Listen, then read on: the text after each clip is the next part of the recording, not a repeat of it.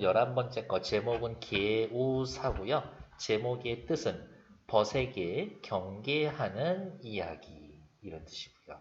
벗에게 경계합니다. 야 친구들 조심해. 싸네 놈들 조심해. 뭐를 조심해? 이런 걸 왈자라고 하거든요. 왈자처럼 살면서 방탕하게 살지 말라. 방탕하게 살지 말라. 왈자는 지금식으로 하면은 그냥 약간 반 양아치 반 건달 이런 느낌이에요. 이렇게 좀 등치도 있고 힘도 쓰고 술 좋아하고 여자 좋아하고 게으르고 뭐 노는 거 좋아하고 그런 것들 이렇게 사람 못 만들어. 사람 못 고쳐. 의양의 맑은 마음, 무숙의 고집이 저에게 재앙이 될 것을 알고 탄식 한숨 끝에 편지 한 통을 가만히 만들어 신복인 사원에게 은근히 부탁하여 무숙의 아내에게 붙였었다. 자, 고전소설 하면 이제 확인을 해야 합니다. 무숙이라는 놈이 있고요. 그의 아내가 있습니다. 현재 무숙의 옆에는 의양이라고 하는 여인이 있는데 얘 기생이야. 무숙이 돈 주고 빼와줬어. 그래서 지금은 둘이 살림 차린 그런 상황인 거지. 근데 의양이가 무숙이를 봤는데 제가 돈 써서 나를 이게 천민 신분에서 벗어나게 해줘서 기생에서 뺏어온 거는 빼준 거는 너무 고마운데 와 완전 망나니 같은 거야. 그리고 알고 봤더니 부인도 있어. 요거 가만히 내비두면 나도 나중에 욕먹을 수 있겠다 이런 생각을 해요. 왜? 야 무숙이가 나중에 지 재산 다 털어먹고 나가지고 지금 딱 하는 꼬라지 봤더니 의향이 내가 너한테 돈 써서 지금 내가 아무것도 없는 거야 하면서 나중에 막 때리고 그럴 것 같다. 그래서 의향이 무숙의 첫 번째 부인 아내에게 편지를 쓸 거예요. 이제 그런 상황이야. 무숙의 아내가 당황해요. 너무 당황하지 않겠어요? 남편이 있는데 다른 여자하고 바람나서 살림 차리고 있는데 그 여자가 나한테 편지 쓰고 있어. 그 여자한테 DM이 왔어. 그렇지 않겠나? 편지를 들고 자세히 살펴보니 사연의 하엽기를 다음과 같은 사연입니다. 라면서 사연에 대한 요약적 제시가 나타나 있고요. 고전 소설 중에서는 판소리의 특징이 많이 이어진 애들이 있죠. 바로 이러한 부분이지. 아내에 대해 붙였겠다, 쿵딱 이렇게 이야기를 하면서 판소리 문체의 특징이 나타나 있습니다. 한자 글을 개동아기씨 전에 올리옵니다. 요게 개동아씨. 인사드립니다. 엎드려 깊이 생각하건대 아기씨께서는 봄 기운이 창창한데 기운 안녕하시온지 우러러 바라고 걱정합니다. 어머 형님 요즘 형님이라고 그러잖아요. 그 첩이 할 때. 어머 형님 요즘 봄인데 잘 지내세요? 근데 가만히 살펴봤더니 어때? 말투가 너무 공손해요. 그쵸? 신분 차이로 인해서 이렇게 말투가 달라지는구나 이 이야기인 거죠. 불초한 의향이는 죄짓고 사는 저는 지방의 천기로서 원래 신분. 약방에 잡혀와서 관아에서 일을 했는데 어쩌다 군자 무숙이 얘 사랑을 입어 천첩이 되어 두 번째 세컨드가 되고 남편으로 섬기고자 하였습니다. 여기까지 무슨 얘기하고 싶은 거예요? 자신의 삶의 내력을 이야기해주고 있죠? 자신의 삶의 내력.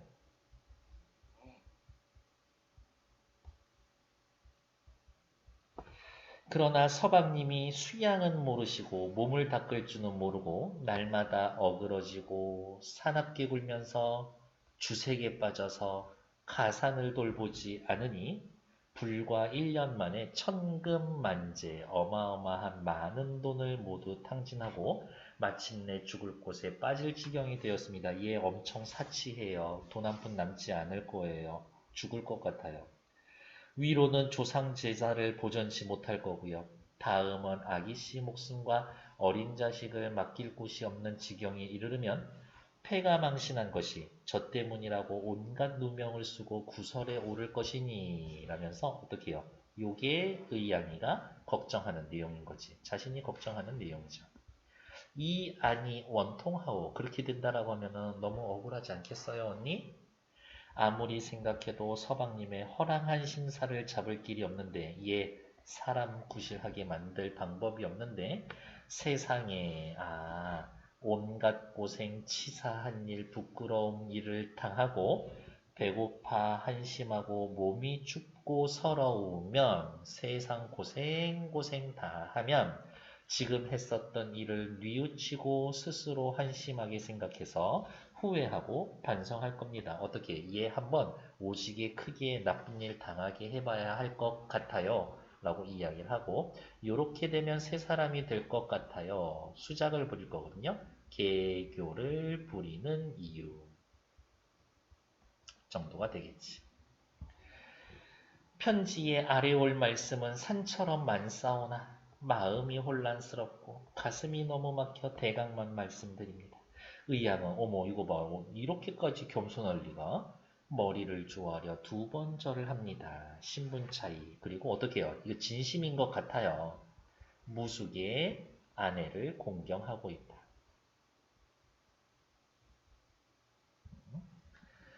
무숙의 아내가 편지를 보고 네가 평양집 사환이냐? 편지를 봤더니 편지를 보니 창기 중에서도 뛰어나고 점잖은 사람이고 의리도 있고 기특하다라고 하면서 자기 남편하고 눈 맞아서 살림 차리고 있는 첩임에도 불구하고 긍정적으로 평가해주고 있죠. 그래서 연적에 먹을 가를 때 더운 눈물이 뚝뚝 떨어져 왜 눈물을 흘리고 있을까?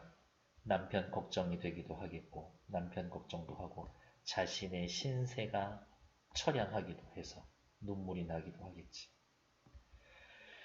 빗긴 바람이 가는 빗줄기가 되고 붓대를 붙잡으니 떨어진 눈물에 글자마다 얼룩이 찐다.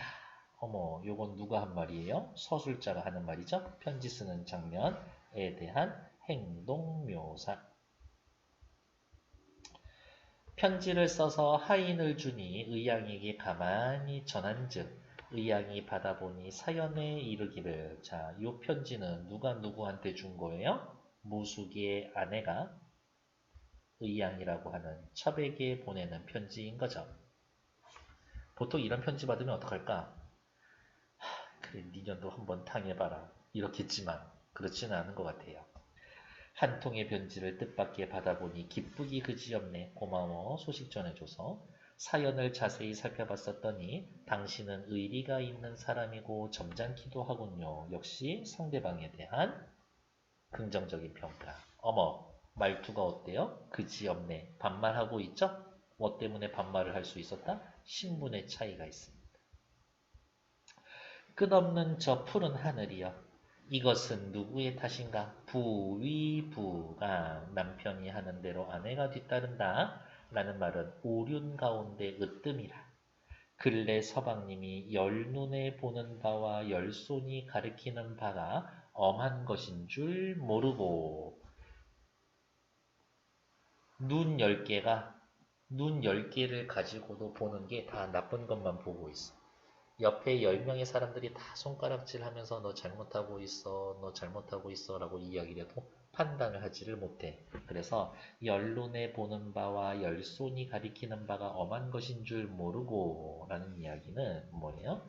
나쁜 일이 생겼는데 나쁜 일은 숨길 수가 없어. 감출 수가 없다. 이런 뜻이에요.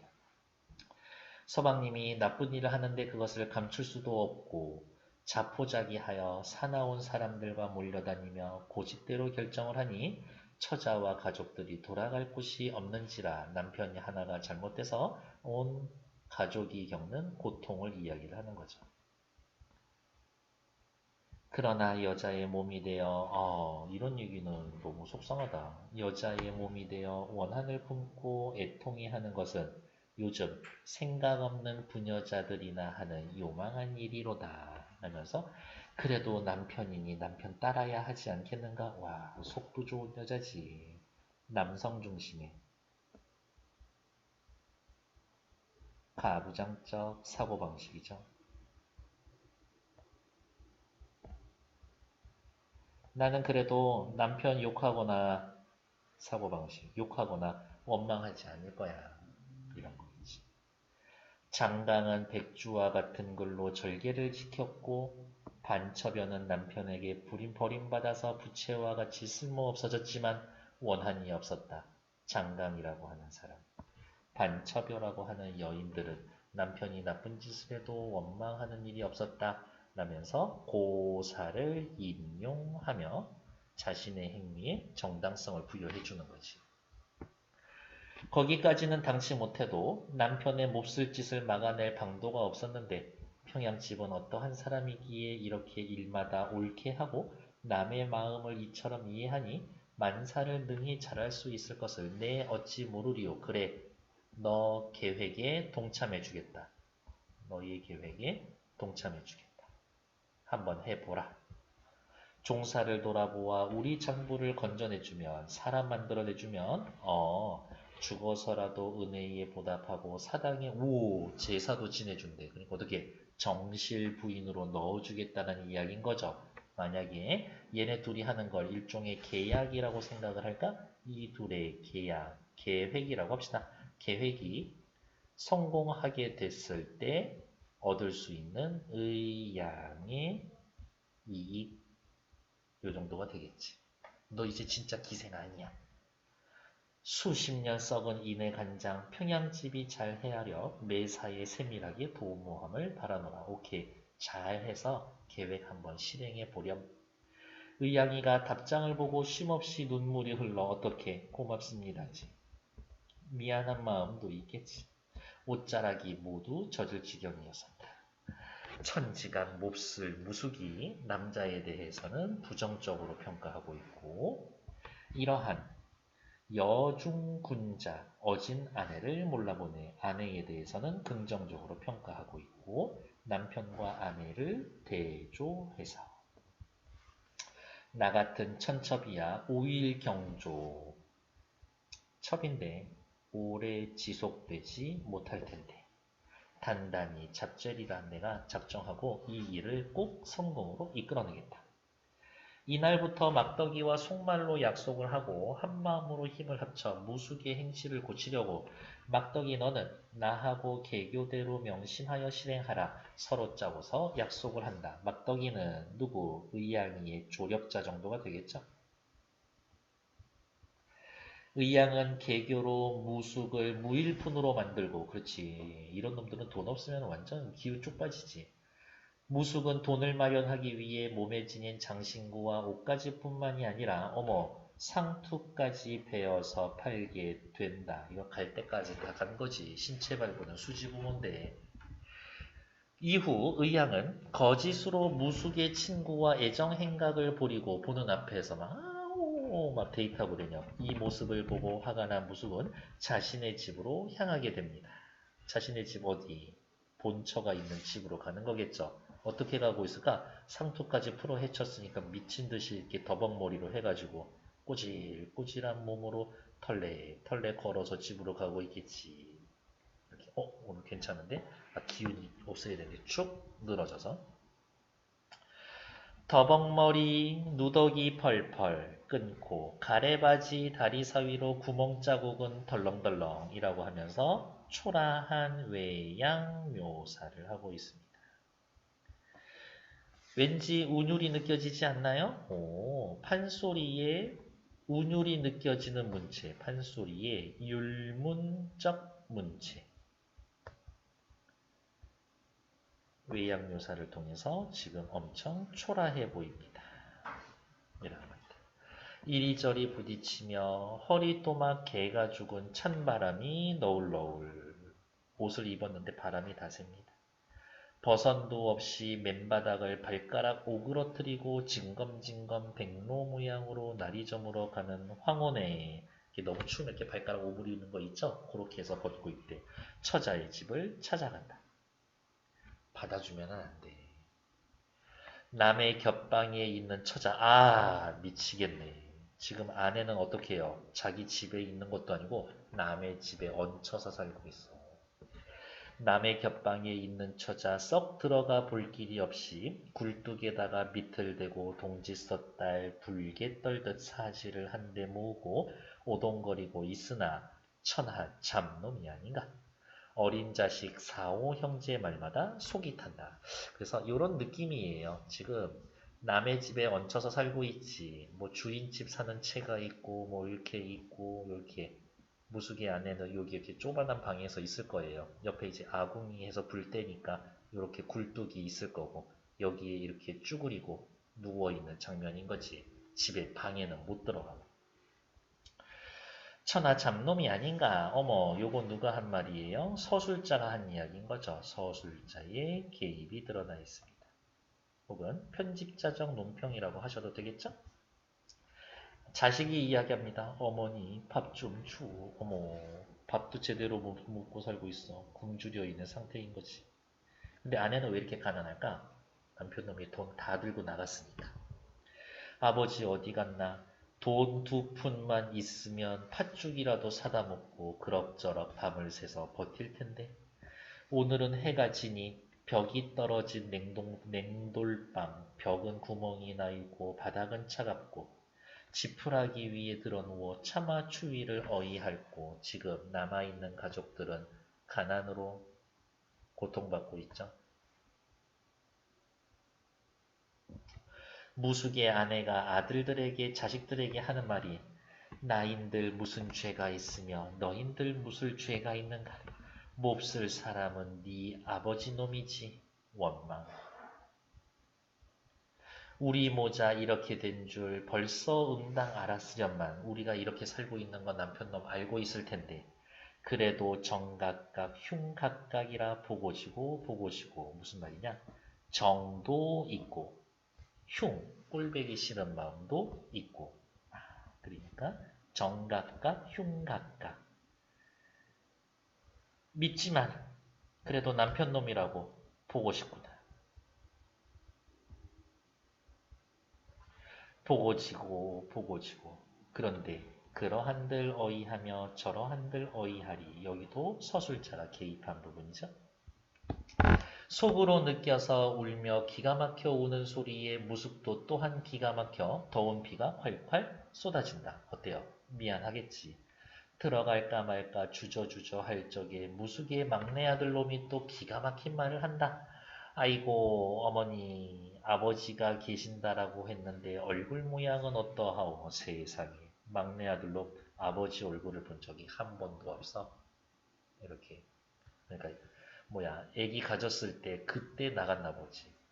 왜 갑자기 아버지 어떻게 생겼는지는 왜 물어보는데 아까 잠깐 잘라고 하는데 아버지라고 하는 어른이 키가 크고 얼굴은 곱상한데 망건 앞살이 훤하고 구렛나루가 가무잡잡한데 머리에 송락을 쓰고 등에 개를 업고 구름을 타고 하늘로 빙빙 오릅디다. 꿈에 아버지라는 사람이 나타났는데 키 크고 얼굴 곱상한데 망건 앞살이 훤하고 그러니까 어떻게 머리가 다 뽑혀 있고 구렛나루는 있는데 머리에 이상한 거 뒤집어 쓰고 등에 개를 업고 개가죽 옷을 입고 구름 타고 하늘로 빙빙 오릅디다. 굴뚝 옆에 있는 거 이런 모습을 꿈으로 꿔나가요. 무숙의 아내가 깜짝 놀라 우는 말이야. 어머 이게 웬일이냐. 네 아버지 구름 타고 하늘로 빙빙 올라갔다고? 아버지가 죽었구나. 찾아 나갈 수밖에 없겠구나. 아버지 시체라도 가져와야 되겠다.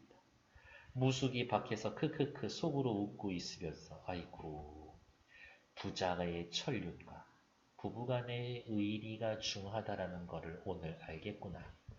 집이 있고요. 아궁이가 있고 굴뚝이 요렇게 있어서 연기가 요렇게 날 텐데 사실 연기도 안 나. 이 집은 뗄감도 없으니까. 옆에 어떻게 무숙이 쭈그리고 요렇게 앉아 있었는데 내가 굴뚝 옆에 쭈그리고 앉아 있다라는 걸 아들이 요렇게 꿈을 꿨구나. 천륜 부자 간에 피가 있어서 이렇게 꿈으로라도 알 수 있구나. 내가 굴뚝에 앉아있으니 부엌에 불을 때면 연기가 나니 연기는 구름이네. 이 아들로 비상한 놈이네. 썩 들어가 아내 앞에 넙죽 엎드리면서 나를 때리시오 라고 이야기를 하고 있는 거죠. 어떻게 요 정도면은 반성한 것 같은데 무숙이 아내가 기가 막혀서 아이고 목을 안고 얼굴을 대면서 그리움으로 인한 행동이죠. 세상에 남편 이 꼬라지가 뭐야. 특히 눈에 들어오는 꼬라지는 뭐예요? 머리 잘려 있는 거지. 일이 될 줄 몰랐던가? 남자 중에 호협객이 패가망신은 불시에 일어나는 예사스러운 일이오. 야, 남편, 너 알지? 놀기 좋아하는 놈, 패가망신하는 거. 그거 어느 날 갑자기 오는 거야. 예사로운 일이지. 그거 누구나 다 그래. 빌어먹기 지름길이나 팔자로 알려니와 유하나 살아계셔서 이제는 돌아가셨던 부모가 남겨주신 몸에 어머 더벅머리가 된다니 너 머리카락이 이렇게 잘렸다니 이게 도대체 웬일인가 남편. 놀기 좋고 쓰기 좋아 모든 일을 다 잊은들 어려서 만난 근원이 중한 자식들을 한 달에 한 번이나 두 달에 한 번이나 지나가는 길에 잠깐 들러 어찌 살아있나 걱정이나 했소? 야, 이 남편놈아. 너 꼬라지를 봐라. 너 꼬라지를 봐라. 그리고 왔다 갔다 한 달에 한 번이라도 네 새끼들 잘 살고 있나 좀 보고 왔었어야지. 이 나쁜 놈아. 비난이죠.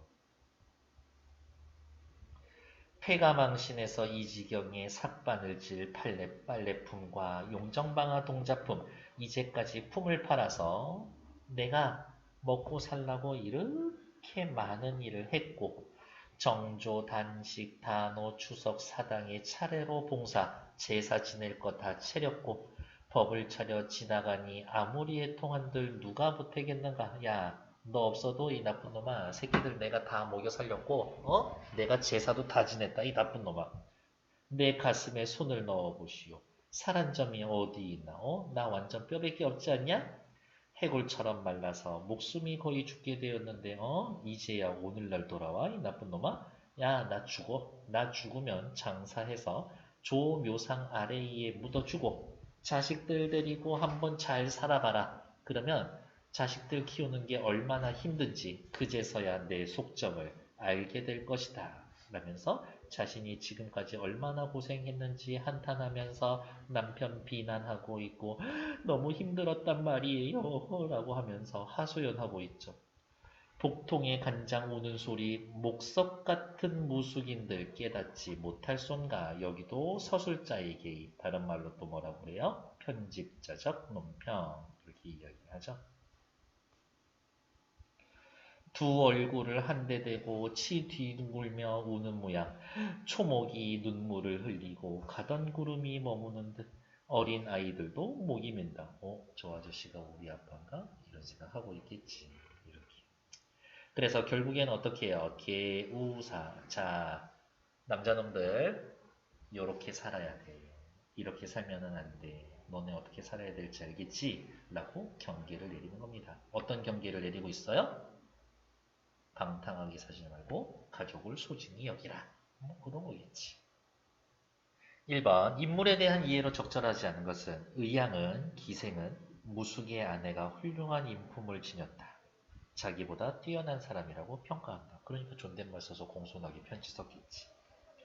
무숙의 아내는 남편에게 원한을 품는 것은 부녀자의 도리에 어긋난다라고 생각하면서 아까 요즘 여자들 막 그렇게 원망하던데 그러면 안 된다고 봐. 있었고 무숙의 아내는 가족을 돌보지 않는 무숙이 원망하면서 집으로 돌아오기를 기원했었고요. 그런 장면이 있었죠.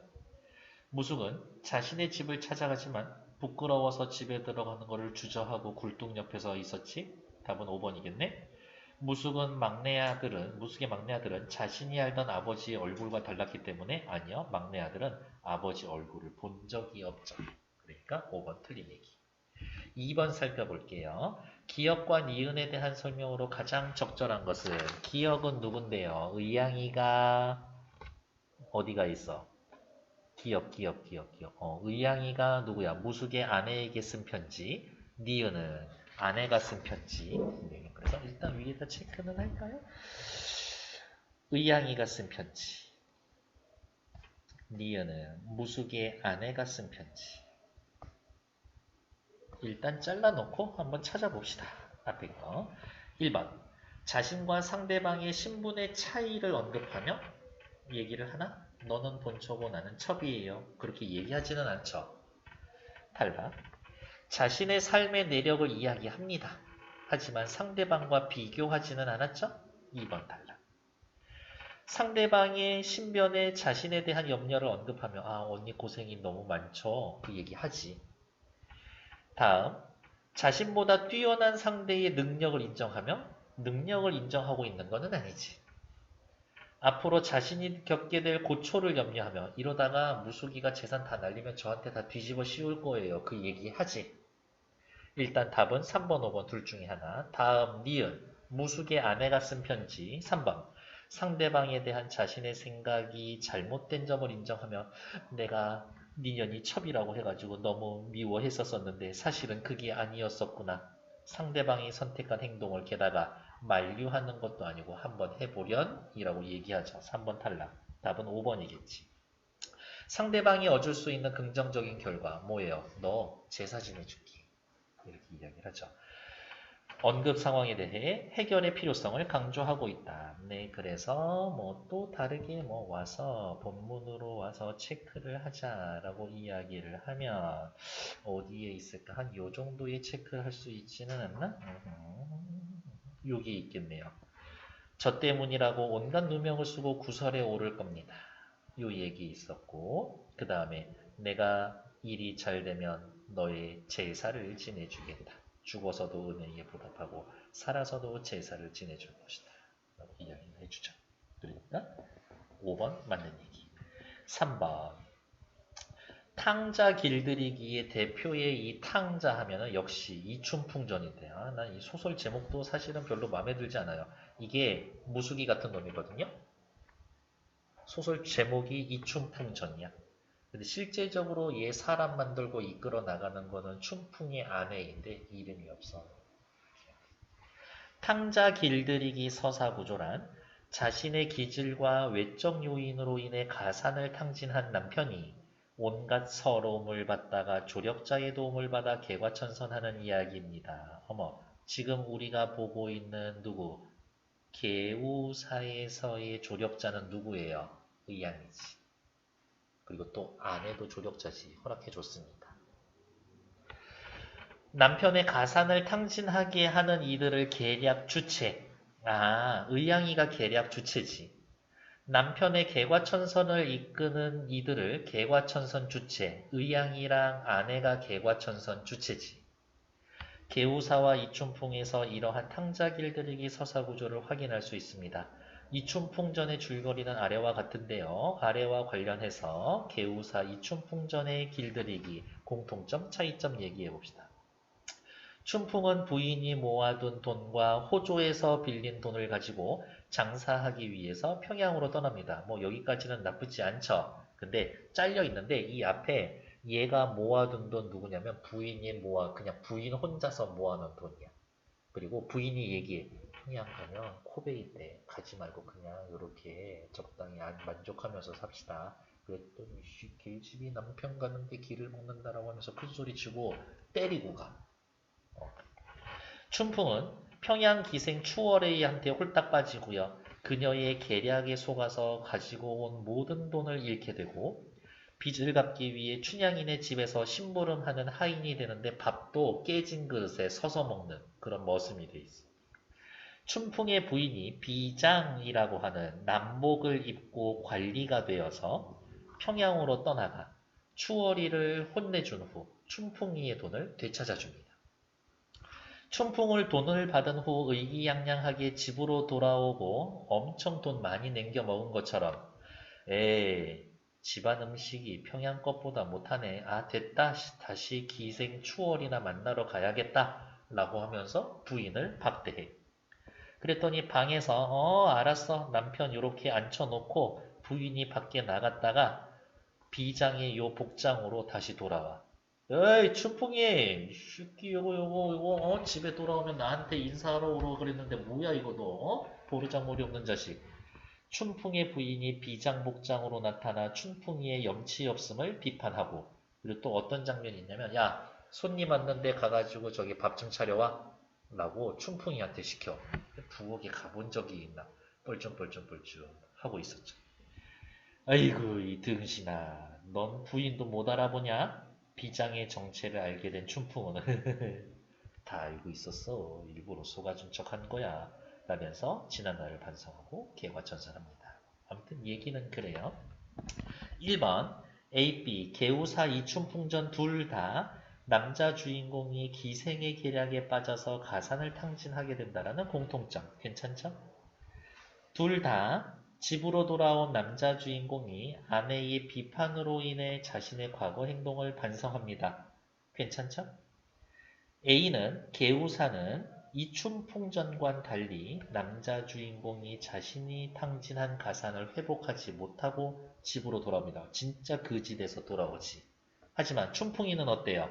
돈을 받아서 돌아오죠? 4번 A는 B와 달리 계략 주체와 개과천선 주체가 서로 역할을 바꾼 후 가산을 탕진한 남자 주인공을 개과천선하게 합니다. 자, A에서는 계략 주체가 누구예요? 의양이죠? 개과천선의 주체, 개과천선하는 거는 누구야? 개과천선의 주체. 여기 위에서는 개과천선으로 이끄는 이들이라고 했었죠. 그러면 여기에서는 의양이 하고 무시리의 처지. 서로 역할을 바꾸나? 그건 아니죠. 4번 틀리지. A. 개우사에서는 계략 주체의 계략을 남자 주인공이 알지 못하고 B에서는 결국 개과천선 주체가 누구? 춘풍의 아내가 계략 주체를 꾸짖은 후 남자 주인공이 자신의 집으로 돌아오게 된다는 차이점이 있습니다. 괜찮네요. 틀린 건 4번.